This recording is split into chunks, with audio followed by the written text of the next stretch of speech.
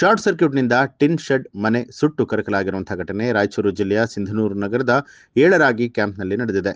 ಏಳರಾಗಿ camp ನಿವಾಸಿ ವೆಂಕಟೇಶ್ ಎಂಬುವರಿಗೆ ಸೇರಿದ ಮನೆ ಇದಾಗಿದ್ದು, ಕೂಲಿ ಕೆಲಸಕ್ಕೆ ಹೋಗಿ ಬರುವಂತಹ ವೇಳೆಯಲ್ಲಿ ಮನೆ ಹೊತ್ತಿ ಉರಿತಾ ಇದೆ.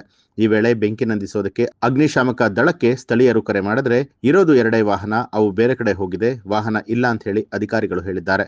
ಅಗ್ನಿಶಾಮಕ ದಳದ ಅಧಿಕಾರಿಗಳ ಉತ್ತರಕ್ಕೆ ಸ್ಥಳೀಯರು ಆಕ್ರೋಶ ವ್ಯಕ್ತಪಡಿಸಿದ್ದಾರೆ. ಇನ್ನು ಮನೆಯಲ್ಲಿದ್ದ 1.5 ತೊಲೆ ಬಂಗಾರ, 10,000 ನಗದು ಸೇರಿದಂತೆ ದವಸ ಧಾನ್ಯಗಳು ಸಾಮಗ್ರಿಗಳು ಸುಟ್ಟು ಕರಕಲಾಗಿದ್ದು, ಮನೆಯಲ್ಲಿ ಯಾರೂ ಇಲ್ಲದ ಕಾರಣ ಅದೃಷ್ಟವಶಾತ್ ಯಾವುದೇ ಪ್ರಾಣಾಪಾಯ ಸಂಭವಿಸಿಲ್ಲ. ಸಿಂಧನೂರು ಪೊಲೀಸ್ ಠಾಣಾ ವ್ಯಾಪ್ತಿಯಲ್ಲಿ ಘಟನೆ ನಡೆದಿದೆ. ಕ್ಯಾಂಪು ನಗರಸಭೆ ವ್ಯಾಪ್ತಿ ಬರ್ತಕ್ಕಂಥ ವಾರ್ಡ್ ನಂಬರ್ 31ರಲ್ಲಿ ಕೊನೆಯ ಭಾಗದಲ್ಲಿ ಶಾರ್ಟ್ ಸರ್ಕ್ಯೂಟ್ನಿಂದ ಏನು ಬೆಂಕಿ ಎತ್ತಿ ದಗದ ಉರಿತದ. ಇಲ್ಲಿ ಯಾವುದೇ ಅಗ್ನಿಶಾಮಕ ದಳ, ಆ ಅಗ್ನಿಶಾಮಕ ದಳದವರಿಗೆ ಫೋನ್ ಮಾಡಿದ್ರೆ ನಮ್ಮಲ್ಲಿ 2 ಗಾಡಿ ಇದಾವ, 2 ಗಾಡಿ ಬೇರೆ ಕಡೆಗೆ ಹೋಗ್ಯಾವ ಅಂತೇಳಿ ಉಡಾಫೆ ಉತ್ತರ ಕೊಡಕತ್ತಾರ. ಯಾವುದೇ ರೀತಿ ಸ್ಪಂದಿಸ್ತಾ ಇಲ್ಲ, ಇಲ್ಲಿಗೆ ಬರಕ್ಕೆ ತಯಾರಿಲ್ಲ, ಈಗ ಕಳಿಸ್ತೀವಿ ಅಂತಕ್ಕಂಥ ಸಂದೇಶಗಳು ಇಲ್ಲ. ಇವತ್ತು ಇಡೀ ಕ್ಯಾಂಪೇ ಸುಟ್ಟಾದ್ರೆ ಇದಕ್ಕೆ ಯಾರು ಹೊಣೆಗಾರರು? ಇವತ್ತು ಸುಟ್ಟು ಉರಿಯಕತ್ತದ. ಈಗಲೂ ಕೂಡ ಈಗಾಗಲೇ 1 ಗಂಟೆ ಆಯಿತು. 1 ಗಂಟೆಯಿಂದ ಹಿಡಿದು ಫೋನ್ ಮಾಡಿದ್ರು ಕೂಡ ಅದಕ್ಕೆ ಯಾವುದೇ ರೆಸ್ಪಾನ್ಸ್ ಮಾಡ್ತಾ ಇಲ್ಲ.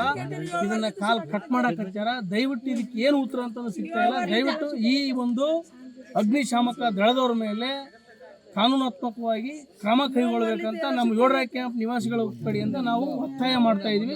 ದಯವಿಟ್ಟು ಸ್ಪಂದನೆ ಮಾಡಬೇಕು. ನೋಡಿ, ತಾಯಿ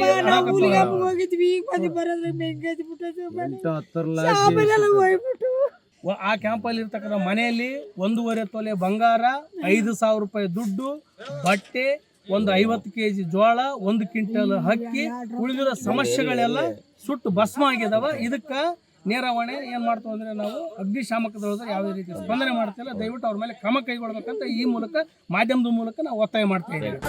ನ್ಯೂಸ್ ಅಲರ್ಟ್, ನಿಮ್ಮಿಂದ ನಿಮಗಾಗಿ.